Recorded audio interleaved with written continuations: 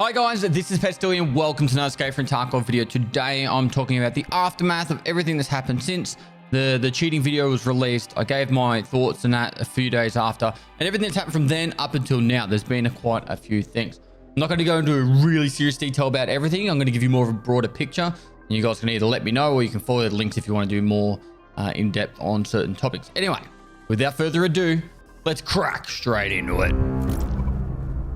All right, so we pretty much left off after the response from BSG coming in on Reddit, where they said that they were, going to do more, blah, blah, blah, blah, blah. And it was pretty much the copy pasta from 3 years ago. So that was 6 days ago. It was almost a week ago that this was posted. So that was where we left off. And then from there, BSG have been very active and busy. So starting out straight after that, they posted this tweet, which is saying that they banned 4,000 cheaters. And that was straight after the over the weekend or at last weekend. The aftermath of this was actually quite severe. What ended up happening was a large amount of these cheaters were people that were banned from the manual reporting system that was ran by Trey24K, and one of those people was a content creator named Deal Hero who wasn't cheating. And the reason why we can be certain of that is we can actually see both perspectives of the clips. One side was him running through the doorway, and he just like teleports in, snaps to the right, and then the guy falls over, and the guy's like, oh my god, cheater.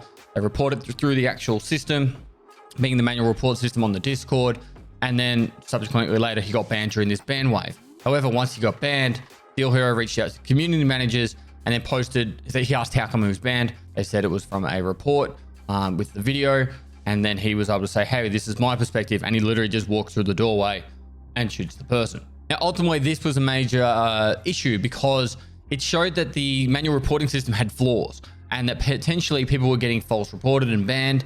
And Trey24K pretty much just took the whole system down. He was doing it under the guidance of BSG. If they were not the ones that were meant to be making the final call on if someone got banned or not, the onus was on Battlestate Games. They were meant to be flagging any of the more serious things, like any obvious cheating clips, were meant to go out to Battlestate Games for further investigation. Not just, oh, this is the list of names, ban. And because of that, Trey shut down the whole program. Now, obviously, Trey's Discord didn't report all 4,000 of these bans. Most or majority of them were from other methods through Pestily, and therefore that was the next step. Then we move on to a few days later, and there was another ban wave that went through, which were another 700 cheaters. So I think this is like 3 or 4 days after that. About 3 days after that. And so they've actually gone back to manually showing everyone who gets banned, and they come out in these forms with these spreadsheets. So, there's a bloody lot of names there. All right. So, if you've reported someone, you could probably search it yourself, go to the Twitter and get an idea of if you, were one of the people that got someone banned or not by reporting them. I don't know.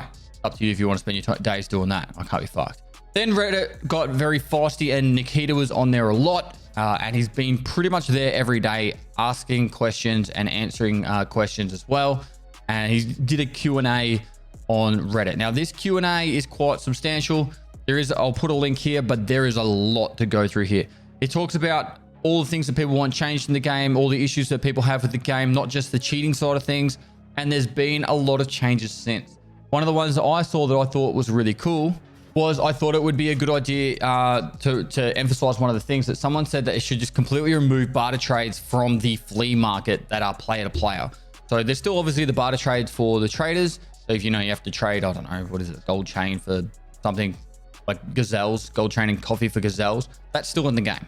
However, and via the trader. However, if you go to the flea market, you will no longer be able to do it. I don't know if this is completely implemented yet. I haven't actually checked today, but it wasn't yesterday. But you aren't going to be able to select any barter trades for items. You'll only be able to do cash. What this means, though, is one, people can't just trade items from the flea market. One of the ways that, if you were to go to an RMT website and say, hey, I want to buy a black key card, you'd go to the website, you'd pay for it, and they'd say, okay, list an item and we'll buy it. So they'd go, I'll put up an LCD up on the flea market for a black key card. Bam, trade goes through. Person paid $4 on the website or whatever the fuck it was. And that's how it used to go through. Now it is impossible to do that. So they would not be able to actually sell items directly to players, which means if someone wanted to buy a black key card from a website, the only actual way I can think of them being able to do it would be they would have to get carried through raids of labs until they found them in the actual raid of labs, which would take potentially 100 raids. So it's just no longer possible to do the RMT via the flea market at all. It removes that from the game. And that is primarily because of the inability to drop keys in the game anymore. They remove that ability too. So really, the only thing you'd be able to sell on a website from an RMT perspective would probably be guns and ammo, armor. That's pretty much it. All the keys and all the stuff that is probably the more harder items to get in the game is now not going to be available. The other side of it was a lot of people getting scammed on the flea market. So what someone would do is they'd put up 40 moonshine for a red key card, and people were like, oh, 40 moonshine, that's like 20 million. That's actually pretty decent, you know? Actually, it's probably more like 15 million. But anyway, that's pretty decent. And then they would go to do the barter trade, but it was actually not grouped as a bundle. And so the person would actually trade their red key card for one moonshine. And there was a lot of people that got like, or black key card, whatever key card it is, right? I can't remember what I said at the start. But there were people who were getting scammed left, right, and center from these kind of barter trades.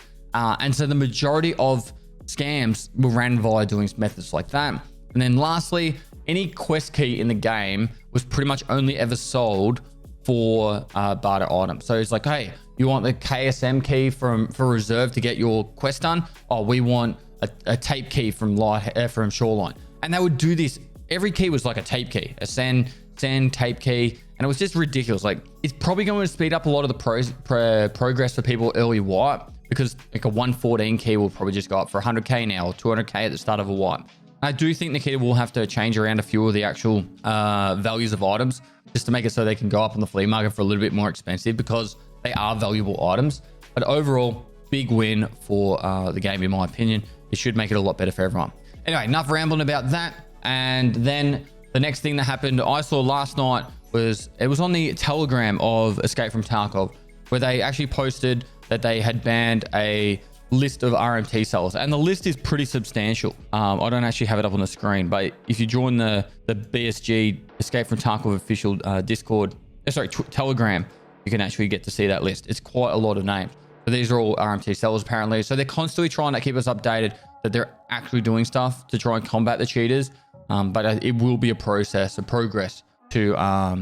get there. Next up, they published a tweet last night saying they were doing some changes, some more changes. I actually mixed this one up here, down here. So they were going to, increase the colder spawns and all that stuff. The easier way to show is just on Logical Solutions thing, Twitter page.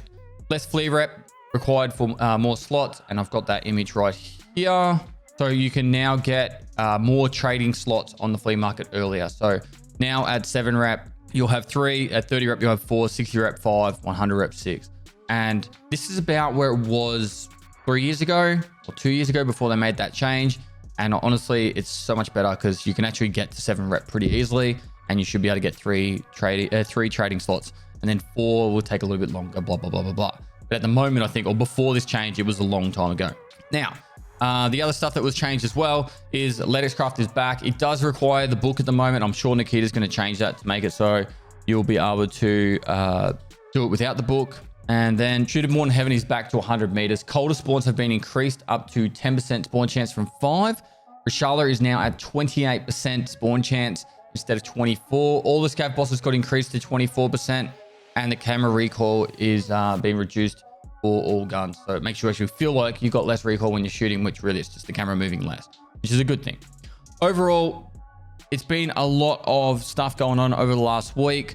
It's still a long way to go until the game is cheater free, and it's going to be probably years, if ever, before they actually get properly on top of it. But hopefully they'll keep working on making the impact of cheaters less and less severe. If you are very frustrated with Tarkov, I feel like I'm a canceller these days more than anything. If you are very frustrated with Tarkov and you're over it and you're over the bullshit, go play something else. All right, seriously, come back 3, 6, 12 months. I tell people a lot to do this. I actually play a lot of games late wipe that aren't Tarkov. And even like this week, I played Tarkov for like 4 or 5 hours each day, and then went and played some Raft, with some mates. And I also played Sons of the Forest, which was a lot of fun too. Next week, I'm going to be actually doing a challenge for myself that I've always wanted to do since all the changes. And that is I'm going to try and get Kappa in 5 days. I used to be able to do it in about 4 days, in about 3 days, but now with all the changes, made it a bit harder. And so what I'm doing is a 24 hours, 5 days straight, and I'm going to try and get the Kappa in 5 days. There's going to be a lot of cheesing stuff going on. It's like a speed run ultimately, and that will start on Monday. And I'm going to give away some computers next week for a bit of fun for you guys supporting me through it, because it's going to be a bit of pain and suffering. But we'll get there. I think we'll get very close. I think we'll get the level. Okay, prediction. I think we'll get the level. I think we'll get to the collector task, and I reckon we'll struggle to get an evasion armband. I reckon that's where we'll get stuck. Everything else I think we'll get done. So it should be fun. All right, guys, that is it. Hopefully you guys enjoyed this video. Like and subscribe.